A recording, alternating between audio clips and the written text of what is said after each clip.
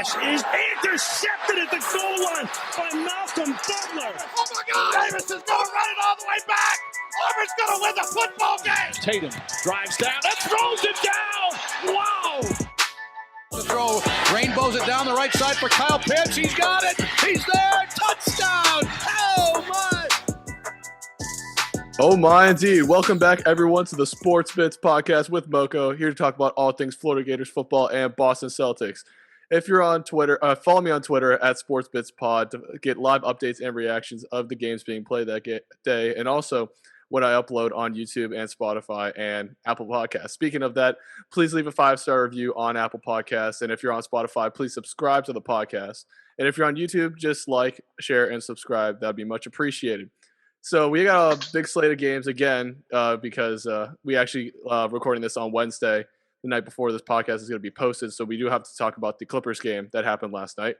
So I want to talk about the Hawks game that me and Reed went over last week, because you probably saw my live reaction of that, and I was absolutely pissed and livid that the Celtics were down 20 points the whole game except for the last quarter. So that just really pissed me off. I mean, let's start with Reed. I mean, we talked about it a little bit, but do you have any extra comments about the Hawks game last week? Perimeter shooting was like the big thing for me. I mean, Gallinari went 10 for 12 from three, and you dropped 38 points. I know we mentioned that last time, but yeah, I mean, the Hawks shot 54% from three, and the Celtics shot 25. So I think that the perimeter shooting definitely was the big story in that game. Yeah, I mean, like, I would agree. I think that, looking at all of the stats and everything, a lot of people on the Hawks contributed a little bit more than most of the Celtics team, and I feel like we've been talking that as a underlying theme with the Celtics, that they've kind of been more of an individual team with each player rather than playing collectively.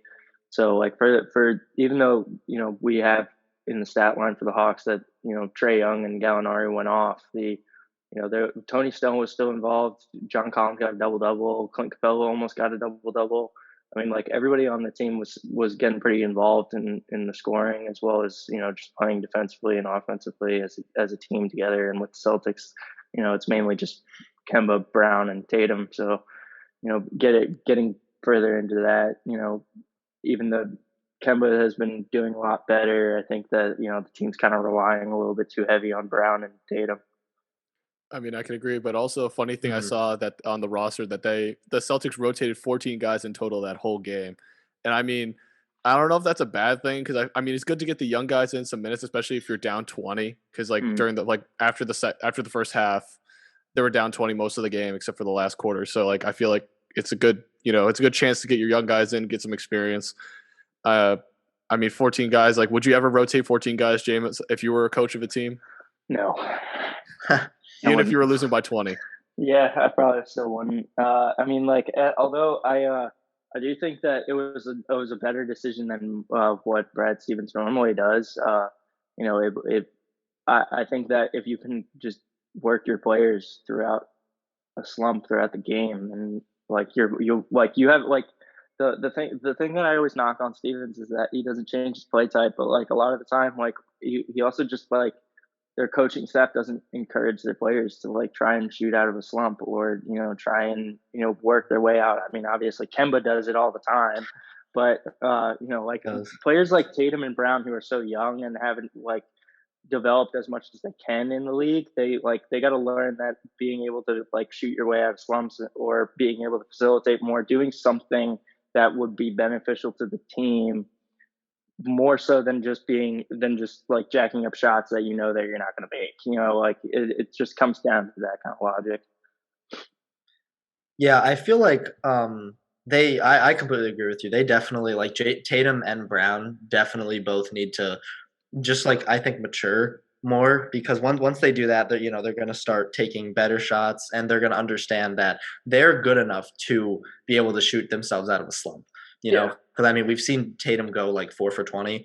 So we know that, like, sometimes, I mean, obviously you're going to have a bad night, but those two players are definitely capable of getting themselves out of bad nights. And I think that they're too worried on I feel like Brad Stevens is too worried about like efficiency almost. You know what I'm saying? That might sound like really stupid because obviously efficiency is good, but I feel like he kind of like it's early in the season, at this point, like with the way that things are going for the Celtics, you might just want to be like, all right, screw it. Like let's just try a bunch of different things.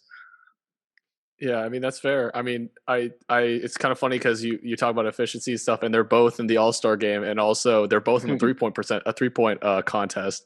We're talking about that, like they're really good players and really good shooters. But yeah, I mean they are All-Star caliber players. I think they're still young, so they still need time to develop and stuff. So you guys bring up really good points about maturity. Like they've matured well since they're like maybe their rookie year, but maybe they need to take another step forward to be that type of superstar talent that the Celtics really need. Like a LeBron type like mentality. Mm-hmm. And they both need to be better leaders, I think. Just in general. I mean, I think Brown is a bit of a better leader than Tatum. I'm not exactly sure, but to me, it just doesn't seem like Tatum is taking a leadership role, which I think he should be. Yeah. I would totally agree with that. Mm-hmm. I mean, it's fair because like I don't think I wouldn't really put Tatum or Brown as a leader type. Maybe Tatum more than Brown because I think Brown's more of a scoring type. He's like he's like the AD to LeBron. Like he's a good secondary guy, scorer. And I think Tatum should be that leader, and hopefully he can mature to do that. And we'll see in the future if he does. Let's move on quickly to the Pacers game. We did win that game, thank God. And the Pacers have been struggling, so I think it's understandable why we won. And I looked at the stats real quick, or like just the box score. And also, funny enough, I found this thing on the stat place I get my stats, and like they have this like thing for like plus minus throughout the whole game, so you can see like what the trends were throughout the whole game, like who was playing well in the second quarter and like the team in general. And I looked at the Pacers specifically, and it looks like Miles Turner and Sabonis are the only people carrying that team. It seems like Brogdon's been in a slump the past few games, and that's probably why they haven't been playing as well. I mean, we know Miles Turner and Sabonis have been like all-star talents. Or not all-star. I mean, it's mainly Sabonis is an all-star talent, but like, I mean, James, like, I mean, what do you think of the Sabonis, Miles Turner, Brogdon kind of chemistry they got there? I mean, I think they got something cooking there. I mean, even though they are basically 500, I would argue that, the reason why Brogdon's kind of taking a step back a little bit is because Justin Holiday's starting to turn up. I mean, even Aaron Holiday had 15 points, and they both are solid enough players to where they can develop enough in the league and be really good young guys and that are coming up. But like we just mentioned with Jayson Tatum and Jaylen Brown, that they both need to mature a little bit more, and especially since they're both younger than both of them. But I like what the Pacers have going on. Obviously, big dub for the Celtics and tough L for the Pacers. But Sabonis is an absolute madman, and I love him because he's just tearing up the league, and he should have got a first ballot off. He's going off. He's going off this season. Yeah. Miles Turner, he's looking more and more like he used to back in the day. He was really good when everyone didn't leave the Pacers before, but he's starting to bring that back up again, and I like that about him. He was in a slump for a couple of years, and now he's starting to pick it up. So I like him a lot, but he is an inconsistent player, arguably. Brogdon, he's a really good player, but I think that he needs to, learn what his role is a little bit more. I mean, it is kind of undetermined on whether he wants to be more of a facilitator or a scorer for that team, or both, depending on how good he can be at both of them, but which we have seen in the past. But he had a solid game, not great, but solid. And I mean, like I like what the Pacers have going on so far. Same. I like what they're doing. I really like Miles Turner. Miles Turner's awesome. Inefficient on the offensive end for sure, but man's got 3 blocks that game, so he's a defensive monster. So he leads the league in blocks. I still think he still holds that title this year. I think he does. And in Yahoo Fantasy, he was top 10, I think, at one point. And now he's like easily top 25. So yeah, he's going off this season for sure. But I like what James said about Malcolm Brogdon, because he's kind of like, he's getting a little old. He's 28 years old. So I think he needs to really find like what he wants to do on his team. And once especially he if does he's going to stay at the Pacers. exactly, especially with the Pacers, because the Pacers have a lot of. I mean, once Karis LeVert comes back, he's going to be their number 1 or number 2 option. Behind he might. I think he might be behind Sabonis, but obviously we'll see when he comes back. But yeah, LeVert, once he comes back, like Malcolm Brogdon, I think is going to slip into more of a facilitator role, which I think suits him more anyways. I would agree. Yeah.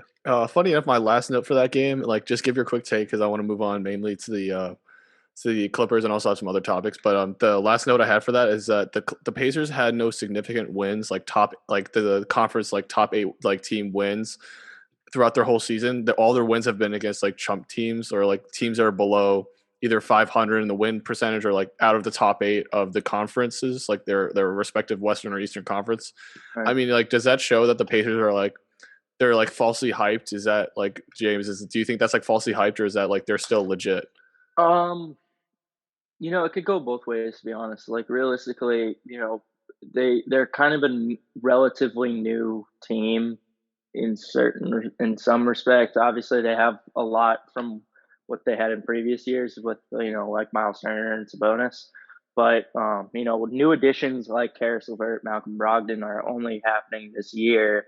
So it's hard to say that they're kind of overhyped this year because they still have some things to work out. But I think that if the team stays together, which it seems like they plan on having that team stay together, then I think that they could do some damage in the next like 3 years or so. But right now, I would probably say that they're relatively overhyped because if they can't beat the best teams in the league, then they have no shot at getting close to the championship or even the conference finals for that matter.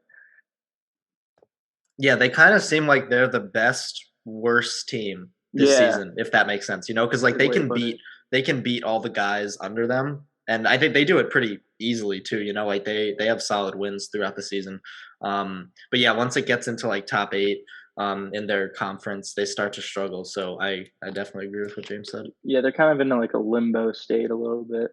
But yeah, it's like a weird spot for them. I think honestly, just looking at the box score right off the bat, something that really jumped out. I know Mocha, you said you wanted to move on, but something that jumped out at me is the Pacers, they need more from their bench. I think like TJ McConnell played 24 minutes and put up 5 shots.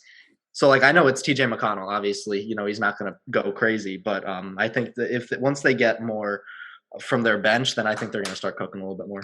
Yeah, he's a solid bench player. Like, I wouldn't hate TJ McConnell. Like, I wouldn't mind having him as, like, my bench point guard, like a Jeff Teague type. Yeah, so he's understandable. Solid. But the only thing I saw that they didn't have a bench, like, big man. So I don't know if that hurt their team or not. James, do you think that hurt their team? It definitely could have. It definitely could have because, Sabonis and Miles Turner are kind of carrying the weight on that team, like you said earlier. And, with that comes exhaustion. So they're, by kind of doing some maths real quick, it gets a little bit difficult when both of those guys are playing 38 minutes a game.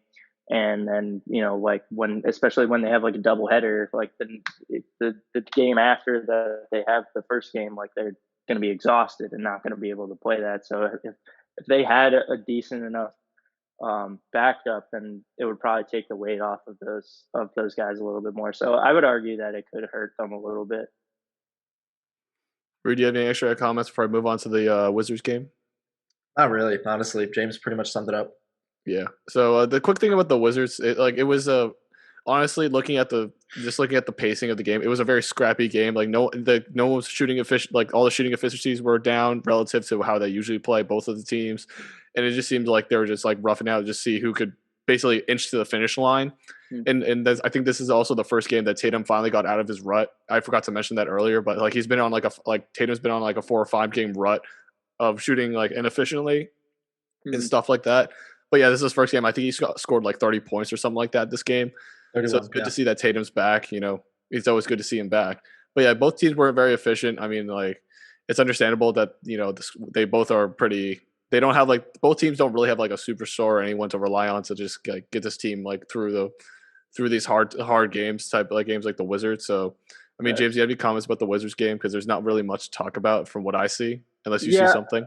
I mean, like, I agree. The only thing that I would really say is that, like, the Celtics got more total rebounds than the Wizards, so that definitely helped them a little bit. Got more assists, which is what I liked seeing because, like I said, like I've mentioned before, being able to bring up those assist numbers is a big factor for the Celtics that they needed to work on. And in this game, they did that, so I was happy for them.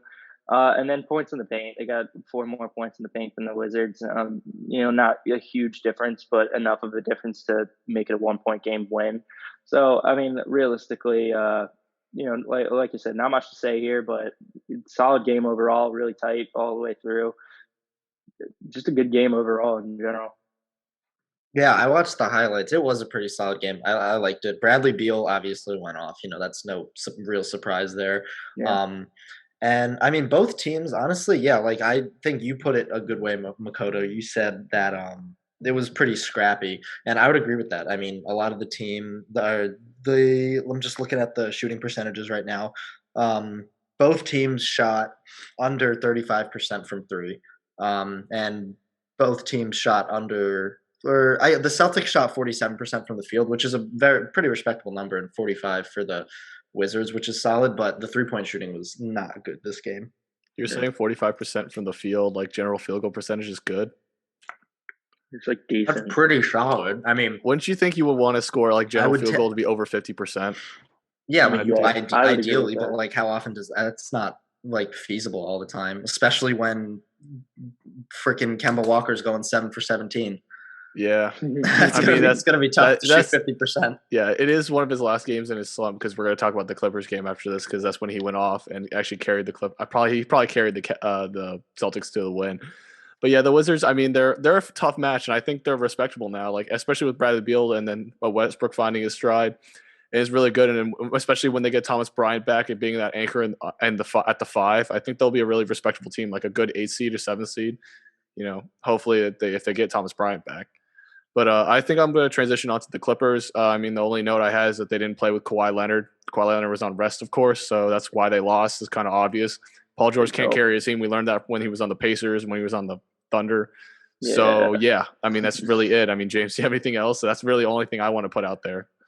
Yeah, I mean, like, I would just say that the Celtics played well as a team together. I mean, like, as I mentioned earlier, that they didn't play that great, collectively against the Hawks.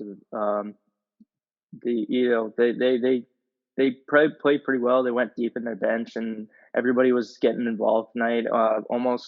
Almost the entire team didn't score under 10 points, only except for Tice, Ojale, and Teague. So, like, overall, just a solid game from the team. Looking over at the stats, again, total rebounds, big plus. They had 3 more steals. That was definitely a help. And they had more points in the paint. So, like, overall, just a solid game from the Celtics. A little bit lackluster from what we've seen a lot from the Clippers. But I mean, obviously, like you stated, Kawhi wasn't there, so that was clearly a big reason why the Celtics won. But I mean, even if Kawhi did play, I mean, arguably they might have. It was a solid game from the Celtics. It was a solid game. It was a solid fought game from the Celtics. They shot well. They shot almost 50% from both the field goal and 3-point. Could have shot a little bit better from free throw, but overall, just a solid game in general. I was actually just about to mention the free throws because, yeah, the Celtics didn't shoot great from the charity stripe, 73%, but the Celtics also had 23 free throws against the Clippers, 9. Yeah. So I think that definitely tells something about just like being aggressive in the paint, and just being aggressive in general. Yeah, I mean, limiting the Clippers to only 9 free throws in the total amount of the game was definitely a huge move, and for them not to commit as many personal fouls against the Celtics, it was really really solid effort from the team to not be able to foul as much, because normally the Celtics do foul a decent amount. I mean, so almost every NBA team does, but for this game in specific, it was a really solid performance. And the Clippers are a solid free throw shooting team. So it's definitely good to keep, if you can keep them off the line, that's definitely a plus. Yeah, I totally agree. I mean, the Clippers are still a top 4 team in the West. So I mean, For sure. especially now top 4, not top 3, because that's actually my next one of our one of my 1 minute hot takes I'm going to bring up to you guys after. But I just wanted to mainly talk about the Celtics' performance. Funny enough, I saw the stat that really stuck out to me. So the stat I'm going to bring up is points per game and opposing points per game. So the Celtics currently score 100 on average 110 points per game, which is ranked 22nd in the league, which is like, below 500 of the league. And they're allowing 110 points, which is 7th in the league, which is really interesting that they're allowing that little points. And they're also they allow the least amount of points in the league, or one of the few least amount of whatever. One of the teams that allow the least amount of points, but their defensive rating is also 18th out of 30. Yeah. Which is like the thing that's really boggles my mind is like, how the hell could they allow these little amount of points, but their defense absolutely is relatively trash compared to most of the teams. I mean, it's definitely kind of weird. Mm-hmm. I don't know. I feel some type of way about it because realistically, it's like if you can allow such little points, then like why wouldn't your defense be top tier in the league? But like, I don't know. It's just like it doesn't. It kind of I can see why it boggles your mind a little bit because like I'm kind of in the same boat, but like at the same time, it's also like probably because the Celtics offense is decently enough efficient to where the opposing teams probably won't be able to counterattack against that. But I don't know. I could be wrong. Yeah, that definitely is a weird one. I honestly don't even have anything to say about that. That I've been wrong before. Yeah. The other thing I really wanted to bring up about that is that the amount of points we score is just absolutely like terrible compared to most of the league. And I don't know if that's a problem that we like, maybe because Brown has been injured every so often. Maybe that's why we haven't scored as many points, or maybe that Kemba's been terrible generally in most of this, most of the season. He has his couple like upticks in a couple series of games, but then most of the time he's not scoring, and he's like his field goal percentage is absolutely trash. I mean, like it was funny enough that one of the things I wanted to bring up real quick, like you just give your 1 minute, like just make this like a 1 minute hot take. But like I saw this thing on YouTube. This guy I watched who does like rebuilds and stuff on NBA 2K. He said that one of the reasons why the Celtics are not doing as well, like this is one of his reasons, is that they lost a good playmaker and scorer in Gordon Hayward. And then they should try to trade for a guy so he chose DeMar DeRozan as a guy they should trade for, as a good scorer, good offensive guy, and he still can play really good defense. He's not a great 3-point shooter, but we have a lot of good shooters already. So maybe he's the guy who can like get more points for the team and like be a better offense overall. Like, what's your quick take on that, James and Reed? Yeah, I mean, like I can see it. I'm not a big fan because you guys already got the pure scorers in Jaylen Brown and Jayson Tatum. So like for me, exactly what I was gonna say. Yeah, like for me, like I just feel like it would be kind of a waste to try and get another 3-level scorer because like you tried that with Gordon Hayward originally, and then it didn't totally work out. So like I don't know. I feel like you're getting a similar type player in DeMar DeRozan that you did with Gordon Hayward. So I don't know. I mean, like it could work, but I see more downside than I do upside with that because of what we saw with Gordon Hayward previously.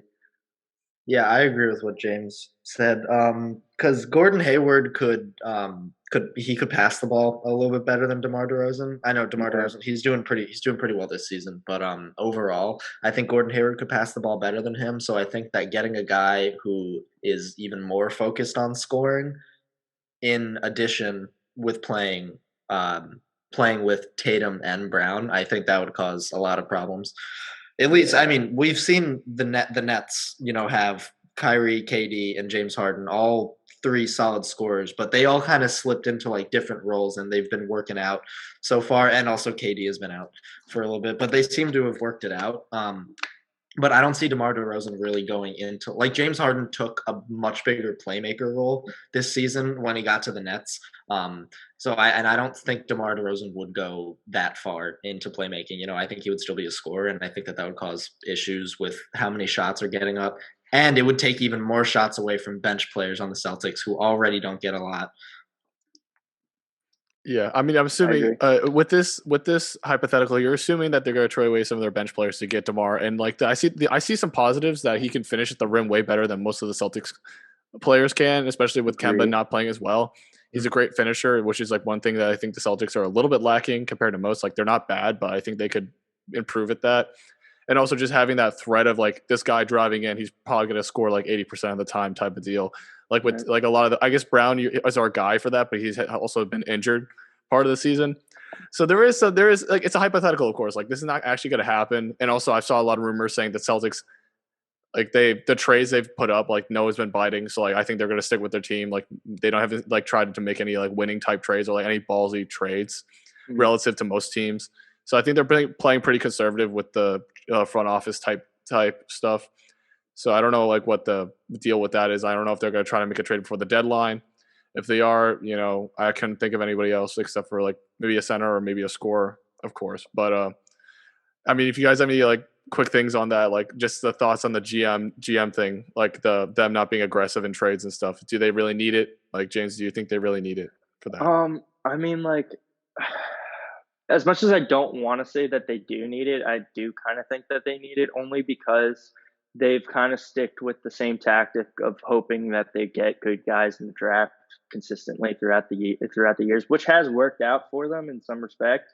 But like realistically, maybe it's time for a little bit of a game plan change to look at some guys in the off season, because if they can pick up guys during the season or before whenever the trade deadline ends, then it could be a worthy move depending on who they get. But like that's a whole different conversation with like certain players that they're picking and more hot takes on whether or not these guys would be right for the team or not. Mm-hmm. I think the Celtic to me are kind of like the old man in the league, that like hate change. Like it seems like, like Brad Stevens and the rest of their front office is kind of like, no, we have our plan, we have our guys, and we're going to make it work with what we have, because they put a lot of faith in Brad Stevens as a coach, rightfully so. He is a good coach. Mm-hmm. But I think that at some point you need to kind of realize like, okay, we need to take a step back and, maybe look at some trade options, because like James said, the draft has been working out, but realistically you got to make some you got to make some moves before the trade deadline. I mean, we could see a potential 2006 type of run with the Celtics trying to like making that big trade for Kevin Garnett, and they already had Paul Pierce and all that, like in the Rondo. And I think that could be a move, maybe in this year or next year. We could make it like a 2006 run. I think it was 2006 run again with that kind of like mindset, like just get a big time free agent, and we have a good supporting pieces around him, like Brown. And I wouldn't say Tatum's a supporting piece. I would say he would also lead the team with that person, like a LeBron AD type. So I think that could be a really good thing. So we'll see what they do. But I think I want to move on to my 1 minute hot takes. I think they're going to go longer than a minute with these two ones because I think you guys have a lot to say about it. They always do. They always do. But this first one, I did mention to you guys earlier this week. So first thing, are the Sixers legit? And I'm going to bring this up real quick. A couple of points that they're playing against a relatively weak East, so they're getting a lot of wins from that. But also their record against Western Conference teams, at least from when I last checked on Tuesday, was 5-8. And that's all. And they had a good quality win against the Lakers, but they lost against the Clippers or the Jazz. So they've been a half and half on those type of big teams. So like, quick thing, James, are the Sixers legit? No, they're not. Like they're still working out like a lot of the kinks that they've had in previous years. I mean, I look at the Sixers team more and more every day, and to me personally, it just seems more and more likely that Joel Embiid will want to leave at some point. And, like there's like, I know that everyone's like, oh, trust the process. But like realistically, that's been going on for like 4 or 5 years now. Like, facts. Like, is the process going to ever like finish? There has to be an end. Like you can't have a process with no end in sight. Exactly. So it's like, as solid of a first seed that they are, and I put first seed in quotations because I really don't think it'll last until the end of the season. They have they have been known to be dysfunctional a lot of the times during the season. And even though we haven't been seeing it as of late, it happened at the beginning of the season when it was rumored that Joel Embiid was going to leave the Sixers. So like when that stuff kind of goes around, a lot of locker room chatter happens. A lot of people are talking about the coaching staffs and everything. So it's just and it all goes back to the GM. So like realistically, do I think that the Sixers are legit? Probably not. That's what I'll end off with. I have to agree with that because so the West, the West. Yeah, the West. The East is relatively weak this year, as we've seen. Like the biggest competition being the Nets. I think that's pretty obvious, and the Bucks are obviously still in that conversation with Giannis. The Heat have kind of fallen off for what happened last season, which is honestly kind of tragic in my opinion. But like a lot of these teams that the Sixers, are consistently playing, like James said, like I don't know what's going to happen when they go up in like a 7-game series against, let's say, the Lakers, right? Hypothetically, if that happens, I do not see the Sixers beating. Actually, I would even put that. I would say Lakers and Clippers, I would say, would be able to easily beat them in a 7-game series. So I think that if the Sixers really do want to be like the threat that they are now, we need to see more from Ben Simmons. Okay, he kind of like fell off this season, low key, a little bit. I don't know about that. I mean, in scoring, a little bit. He hasn't been scoring as much. So I don't think that he's not really super helping them. And also, I mean, this is just like a team thing, but I don't think Ben Simmons works well with Joel Embiid to begin with. If you're at, that might be a hot take, but I don't think that they work together. Like to add to Reed's point, like just for like a quick minute, like Ben Simmons realistically on paper should be an all-star every year for the rest of his career, realistically. Yeah. And he's just not. He's not going to be. And like that's kind of where Reed's point comes in that like he might not work with the system that they have. Either keep Embiid or keep Simmons, but it might be time or encroaching on that time where they might have to pick one or the other. It's funny enough that first of all, the process has been going on since like 2012-ish. I remember watching a video on that, so like it's been going on for almost 10 years, and it's ended up like this. That's not good. And second of all, 10-year process. A 10-year process, and also it's like another thing. I think people have been talking about the Ben Simmons trade or the Joel Embiid trade for like 3 years now. Yeah, and they still stick with it. And I don't know what their plan is. I mean, they got a better coach, and they're making a game plan that works a lot better than Bruce Brown did last few years. So. Yeah. Freaking trash ass coach, but that's my one swear word for the podcast. Yeah, I really hate Bruce Brown. He's a really terrible coach. Yeah, because he's really ruined the Sixers relative to what they had their potential. Like if they had Doc Rivers this whole time, I think they would have been like a championship contender. This like most of the time they had Ben Simmons and Joel Embiid, but I mean, I don't see them winning, especially with the West having good players. Especially if they play against the Jazz, I'm really worried if they play against the Jazz. It's going to be a full sweep. I think it's going to be like Mercy Rule sweep with the Jazz because they got Gobert covering Joel, and they got their whole perimeter guys like rotating on Tobias Harris and Ben Simmons. It would not be a fun game. Simmons. What's up? Jingles is going to lock down Ben. Yes. Yes, our big 3 got Jingles. Would. I swear he would. I'd put money on that. Yeah. So the next, because I know I have the timer up on my thing, but yeah, we have the next one is gonna make James really happy. Can the Suns make noise in the West? They are now the 2 seed in the Western Conference. And James, I need to hear your opinion first. Do you think they can make some noise now? I think how well they played the past, recently, especially going into the All-Star break. Yeah, I definitely think that they could, and not just because I'm biased, but like.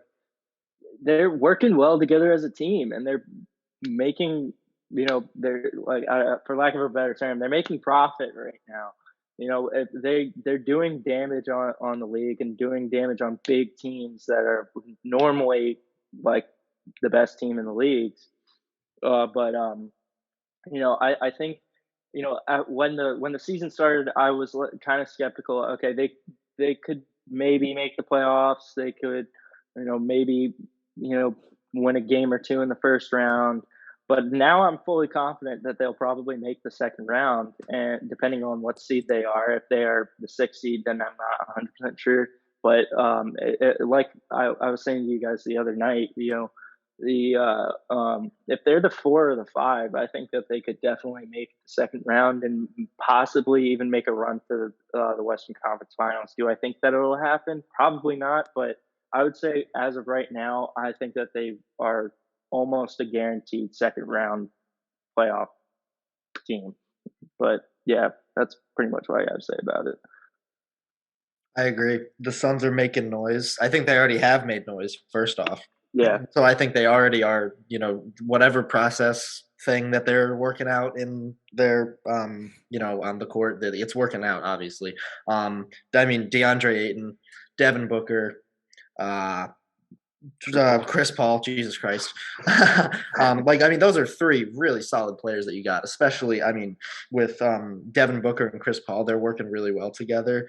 Jay Crowder, I haven't really been following him, but I know he's a solid guy, solid role player, good shooter. So they have a lot of weapons, and they're obviously utilizing them. And I think just by watching the games itself, they seem like they just want it more. Chris Paul is just going for it. You know what I'm saying? He wants that ring, and I think Book is going to help him get it, honestly. And Devin Booker won Western Conference Player of the Month this month, which was huge for him. So, especially the Western Conference is no joke, bro. They got AD, LeBron, Kawhi, Paul George. Those are solid players to beat out. They're building a lot of confidence on that team, and I think that it'll definitely work out for them in the end. And hopefully, in the near future, they'll be a championship-winning team. Yeah, it's funny enough that it was funny that I heard this thing from a guy I watched on YouTube, but it's funny enough that the last game they played, I forgot who they played. They played the Lakers. During the third and into the fourth quarter, they were just running their bench unit because it was just working. They didn't want to sub in Chris Paul or anything. They just kept the bench unit rolling because they just were picking up steam. And it's just crazy to see that even their bench unit is really efficient because they have, Mikal Bridges on that team. Jay Crowder, they got, of course, we talk about these names, but they have solid role players as well as their stars in Chris Paul, Devin Booker, even DeAndre Ayton, even though he's taken a step back this year just because of the introduction of Chris Paul to the offense. So it's understandable why he is taking a step back, but they have really good, solid players. And even some of their younger guys, I think Nate, I don't know if Nader, how old he is, but yeah, they have Nader as well and Saric. They have really good, solid players, and I think they could easily make, I agree with everybody. I think they can make some noise. I'm just worried how they're going to play against teams that are deeper, like the Jazz or maybe even the Clippers, because I think they could beat the Lakers if they really lock up the 2 stars and just let the other guys try to make some offense, which they can't on the Lakers relative to the other 2 stars. So I'm just worried if they have to play the Jazz or the Clippers are my 2 big worries in the West. But otherwise, I think they could easily push for a Western Conference championship or even the finals if they have to face or if they get to face an easier team relative to what I've said earlier. It all depends on where everyone's seated at the end of the day. Yeah, especially if they have home court advantage. That's gonna be the big thing for them. That would be huge. But yeah, that's really it for the 1 minute hot takes. And it's exciting to see all these just teams come out of nowhere, the Suns coming out of nowhere. To seeing the Sixers, we're questioning the Sixers now, and also not to mention they're first in the division. We thought the Bucks were going to be first, or even the Nets, and the Nets are still second, but. Yeah, that's really it for disappointment this season. Yeah, that's really it. And we're running low on time. It says less than a minute. Of course, we're still doing this on Zoom. Hopefully, we get the in-person stuff set up soon. But yeah, until next week, hopefully we can talk about more stuff about basketball. Some stuff happens before the All-Star break. But yeah, until next week, y'all. Peace. And we are back. It's time to talk about some Florida Gator defense. But first off, let's start with some breaking news from this weekend of the Arik Gilbert, transfer situation. So he officially decommits from Florida. And he said that over Twitter. I think it was either Saturday or Sunday. It was some weird time because everyone seemed to see it at a very different moment.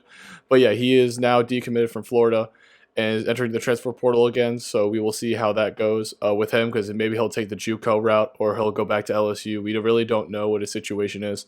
But the reason why he really left Florida was a mix of grades and personal off-field issues from some of the insiders that follow the Florida Gator scene a little more closely than I do, just because I'm not from the area. I'm a Northern Gator, as I call myself. I'm from the North, but I still love to follow the Florida Gators. So, yeah, just a quick thing on the Arik Gilbert thing. It kind of does suck that we have to lose a star like Arik Gilbert on the tight end room. So we still have Kamari Gamble, and we still got Keon Zipper, who had good reps and experience from last year that can hopefully translate to next year and also be able to still mentoring the new guys, Gage Wilcox and Nick Elksnis. So we'll see what they can do with those guys. But, I think we're still solid at tight end room. We were pretty stacked in the skill positions. Our running back room, as we talked about last week, was pretty stacked with DeMarcus Bowman coming in, but also with tight ends, we did pretty good. The only concern was wide receiver, and we thought, Arik Gilbert could be our wide receiver threat, or just our receiver threat as a tight end, like Pitts was. So hopefully we'll find someone someone will step up like Gamble or Zipper next season to be able to be that threat at the tight end room. But yeah, it really does suck to hear that Arik Gilbert had, the off-field issues it's understandable. If there's a lot of things that's going on with his life that we can't know about, it's understandable. Like, you don't want to force a guy into doing something when he has a lot of stuff going on. And the greatest thing is it's kind of tough that, a kid that we really wanted to come to Florida and we really wanted him to, participate with the team and potentially, win a championship with him or go far with him before he goes to the draft. It's kind of sucks that his grades were in the way, but it's some kids aren't made to be Florida Gator standard because UF is a really good school. It's a top 10 public school, so they have some standards on what kind of kids they bring in. So, it's gonna be tough, and also, yeah, it'll be tough for the offense. That was a big hit, and that was, of course, as we said last week, in the 24/7 top transfer rankings. He was number one, and then we lost our number one guy in the transfer to the transfer portal again. And yeah, we still got DeMarcus Bowman, who is ranked number 2, so we'll hopefully see what he does during spring practice. But for right now, that's all we're gonna get on with the offense. It just sucks that we didn't get to keep Arik Gilbert. But yeah, let's get on to the defense. So the defense, there's a lot less that we know about. At least, a couple things that would stand out from press conferences that I've watched and stuff. That we talked about Zachary Carter from last year, who had a big role in the offense, being on either in the inside or the outside line. He could switch in and out depending on what the needs were. And Dan Mullen actually in his press conference said he's still going to do that with Zachary Carter next year. So he has that versatility and on the line. Bring in guys like Daquan Newkirk and also Antonio Shelton. Hopefully that Carter will be pushed more to the outside because I think that's where he shines as a defensive end over being a defensive tackle or a nose tackle. Because I think thank God we had Kyrie Campbell last year to fill that nose tackle position when he came back. So we were able to put Carter on the outside and play to his strengths compared to having to fill the middle and also fill the middle along with the freshman. Oh yeah, Gervon Dexter. They had probably played the middle the most when Kyrie Campbell was out. But yeah, so let's talk about defensive line first since we're on that real quick. So yeah, Zachary Carter is back for the for the defensive edge, and also we have Brenton Cox who's coming back, who's also going to be take a big role on the edge. So I'm assuming with all things playing that we think it's going to happen, we're going to have Zachary Carter on the. I think we're going to have him on the right side or the defensive end side, and on the buck end we're going to have Brenton Cox. So we'll see Brenton Cox, and we'll see how he. We know they're really good players, and they can easily rush the passer and get pressure. So we just need to look at those defensive line positions, defensive tackle positions specifically with Antonio Shelton and Daquan Newkirk, of course. But we also, have Gervon Dexter, who got some experience last year. I remember he got an interception during, I think, the Ole Miss or South Carolina game. That was really hyped to see that, this freshman out of nowhere just gets an interception. One of the first couple games, actual serious games with no spring practice. It was great to see. And, he did okay for, the eyeball test, at least for me, because it looks like he just, he stuffed he was, a body up on the line. He got a sack or two here every so often, but he was never really that impact player like Kyrie Campbell who can break off those, shut off those offensive linemen and get to the quarterback and actually put some real pressure on the quarterback. So hopefully Gervon Dexter will take a step forward with spring practice because he did not have that for his freshman year. And, he'll probably be better. I'm assuming he'll take a step forward, hopefully with no off-field issues or anything because, that can happen to some players, with their first spring practice, not their first spring practice, but, during the offseason, they can start to slack a little bit. So we'll see what Gervon Dexter can do. Also, with the other guys that are coming up, we have Jalen Lee, Lamar Goods, who are the new freshmen coming up as well, or not new freshmen, but they're freshmen as well with Gervon Dexter. So we'll see what they can do. And then Jalen Humphreys, of course, who redshirted. But yeah, that's really it for the line. Desmond Watson is a new signee that just came in that he's making a lot of eyeballs look at him just because of the size and his mobility at his size, which is the big thing that everyone's turning their head to, because like he's what is it, 430 pounds or something like that, like around 400 pounds, and he's able to like push guys around. Like you see the live videos if you've been following those, you just see him push a guy, and he's like, there's no stopping him. Like once he gets that first push off the line, you can't stop Desmond Watson. So we'll see how that translates to an SEC level, offensive lines like Alabama, Georgia, those kind of guys, and we'll see how he compares. But at least this freshman year, it looks promising. He has a lot of upside. Hopefully we'll see how he translates once he gets some actual playing minutes, or gets some actual minutes next year, or even the year after. But yeah, I mean, it looks, Desmond Watson gives me hope that our defensive line is going to look really good for the future. And of course, the edge rushers, we got, Bogle, we got Lang as well, coming up from last year.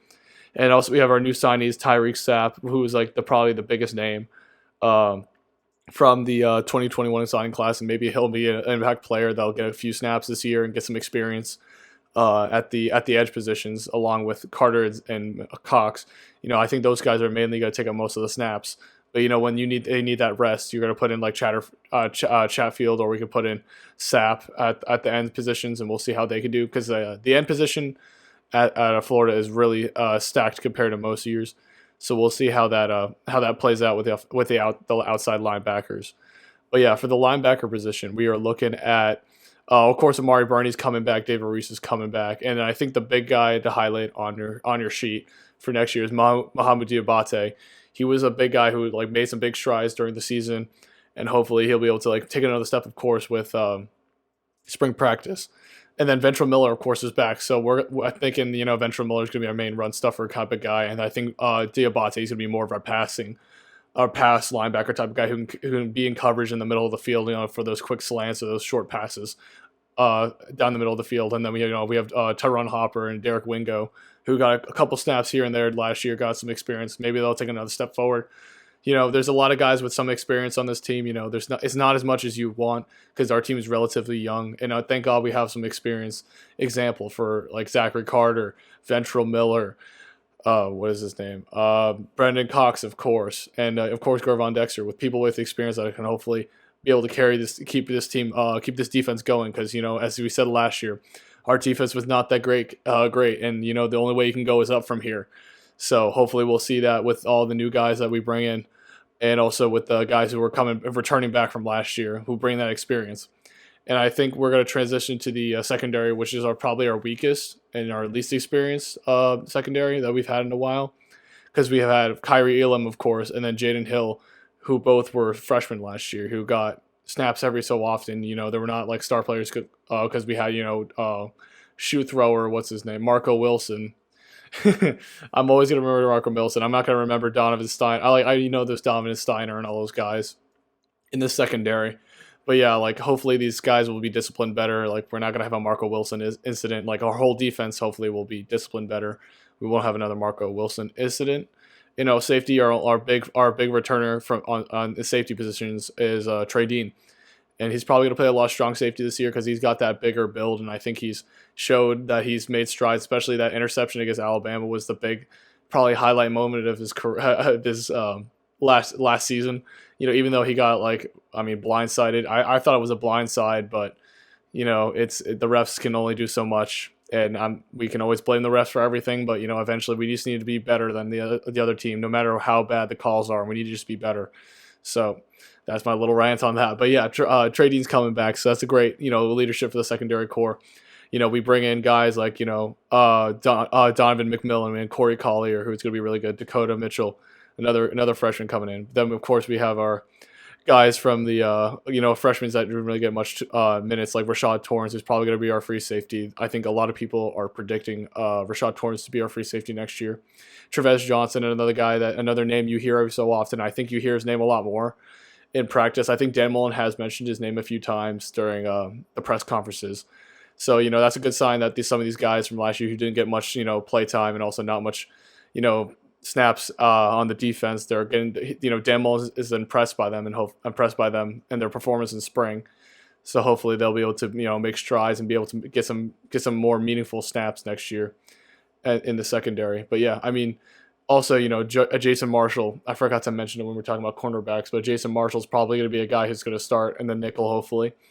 If, or even he started as a number 2 cornerback, if Jaden Hill doesn't take as many steps as we want him to, being a guy with a little bit more experience like Kyrie Elam, because I'm pretty sure Kyrie Elam's going to be our number 1 cornerback for next year. He's that lockdown type of corner we've had every year from, Chauncey Gardner-Johnson, CJ Henderson, and now Kyrie Elam. Last year we didn't really have that. And I think that's what really made our defense struggle on the secondary. It's just because those past few years we've had a lockdown corner on one side of the field to lock down that side of the field. So Todd Grantham is able to actually allocate more people to the other side, depending on what type of skill positions the other team has. So we'll see what Kyrie Elam can do. Hopefully he'll be able to be that type of CJ Henderson type of a cornerback that we need on our defense. I mean, hopefully, and also quick news about the cornerbacks that Dan Mullen said they're going to try to go to more of a man type of defense. So they're not going to go as much zone as they did last year, where they're given like 15 yards of of cushion on the receivers, on the opposing receivers, which is a really good thing that they're confident. Going to a man defense means they're confident in those guys locking up whoever it needs to be locked up on the perimeter, and making sure that our defensive line can get pressure on the quarterback and give him time for that. But I think man is probably our way to go for Florida defense, and this zone didn't really pan out too well last year. We saw that, and it was just horrible to see them get absolutely smoked by every single good receiver that they came up against. What's his name? The George Pickens from Georgia, of course, and then we have the Ole Miss guys who are really fast in general, and then we also have we saw the Alabama game. It was not fun to watch that game, but yeah, the big thing was seeing Devontae Smith and George Pickens just completely tear up the defense.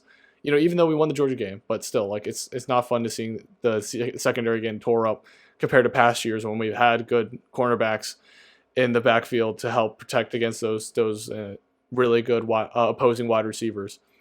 But yeah, there's a lot of guys on this roster. A lot of guys with somewhat a few veteran guys, but a lot of young guys who, relative to the veterans, haven't had much experience. And we were just hoping with the spring practice, since last year we didn't have that. Hopefully they can take strides, get better, and develop, because we know Dan Mullen and his staff are great developers of players, characters, and hopefully that will translate to the football field as it usually did with the past couple of years. But we'll see.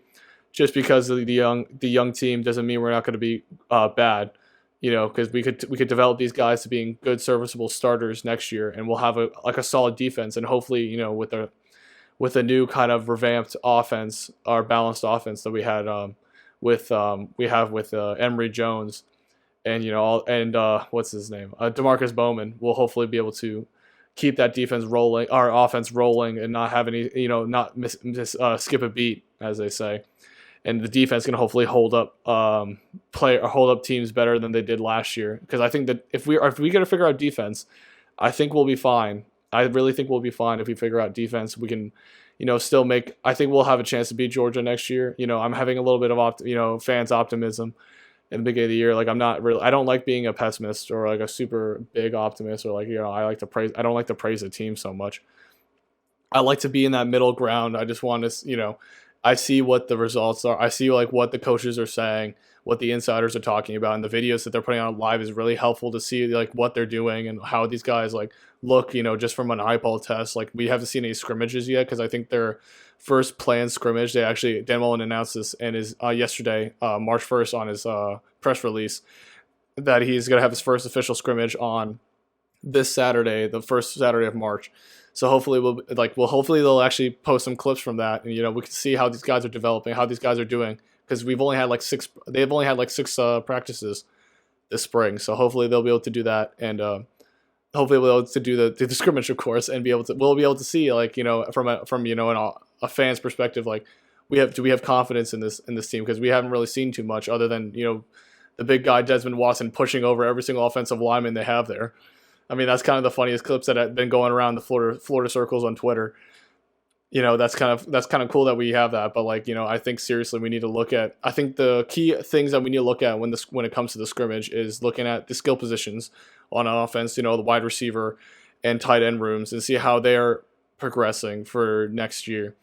And then also we need to look at mainly the secondary. So I think the wide receivers and the secondary, like cornerback, safety, are what we need to like focus on and see if they're developing and improving.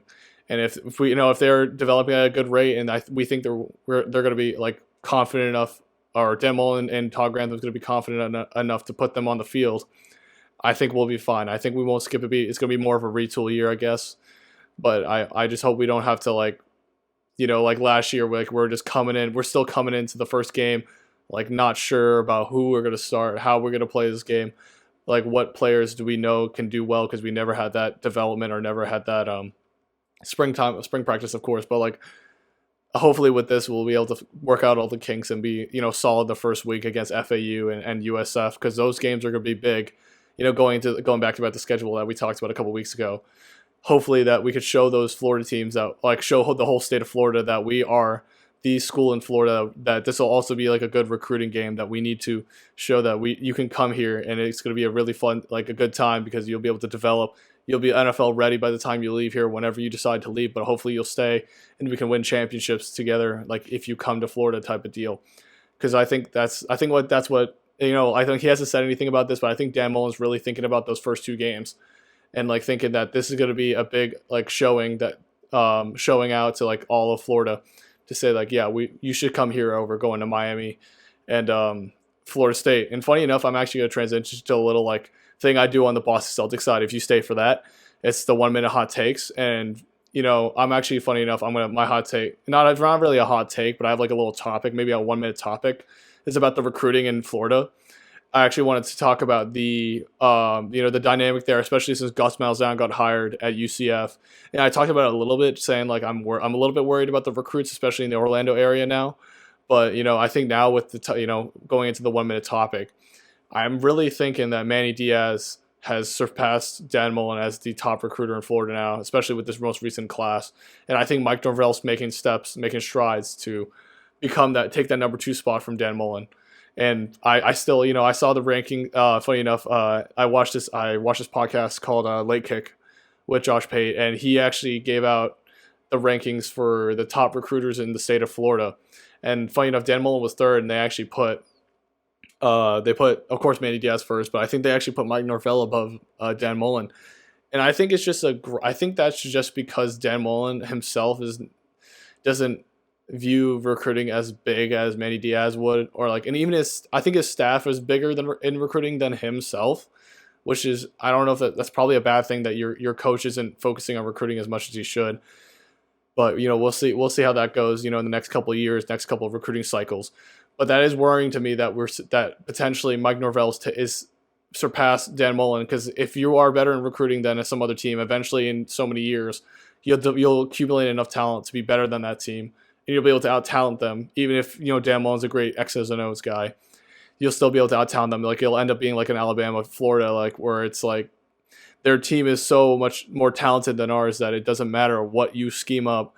Like, it's going to be a really hard battle to win. Like, you're not going to be favored.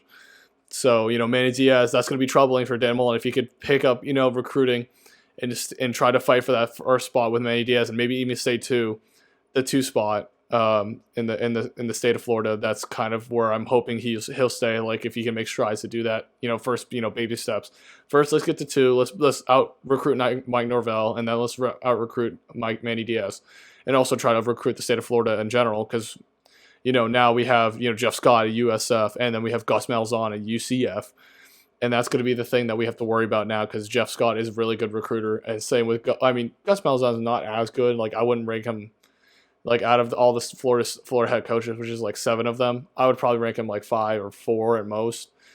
But yeah, I mean, like, I don't think he'll make his. A lot of people are like hyped over. I think the UCF fans should be hyped about Gus Malzahn. He has that experience, especially that SEC experience that could help translate to the AAC. Being a little bit of a weaker conference compared to the SEC, so maybe he'll be able to transition better. And I know he said specifically in his press conference that he wants to recruit Florida hard. So that's going to be a thing that's going to be a thorn in the side of Dan Mullen's, of course, his body, because, having to worry about, Manny Diaz and Mike Norvell is enough, but then you have to worry about Gus Malzahn and Jeff Scott as well. it's going to be another thing to worry about. But, we'll see how this develops in the state of Florida. We'll see how these guys, recruit, and we'll come back to it maybe in a couple of years, and we'll see, oh no, like Dan Mullen's like not the right guy. Maybe we need to fire him because he's not recruiting as well as, these guys. And then maybe Gus Malzahn acquires enough talent to make UCF like a perennial, like top 15, top 10 team because of his, like maybe he's insane at recruiting. Maybe he's better than we give him credit for. So, there's a lot of ifs and buts that we don't know because we haven't seen these guys in action for a couple of years to see any trends. But, Dan Mullen should be a little worried. I think there's like the fire is getting a slightly bit hotter on his hot seat because you see all these like great coaches in Florida, and also like all the antics that he pulled in 2020 was also another thing that you can talk about. We'll talk about that next week. I think next week we'll probably discuss Dan Mullen's hot seat again because that keeps coming up constantly, and I want to like give my opinion on that. But yeah, I mean that's really it for the defense. I really went a little bit overboard talking about our 1 minute topic. But yeah, that's like I think I have confidence in like the gist of it. I think I have confidence in the defense. For right now, I haven't seen anything to like put me off otherwise. But right now, I think I got good confidence and optimism in this defense that it'll perform better because the only way you can go is up from being one of the worst defenses in the SEC. So yeah, I think we'll be good. I'll see y'all next week when we talk about Dan Mullen's hot seat. Peace.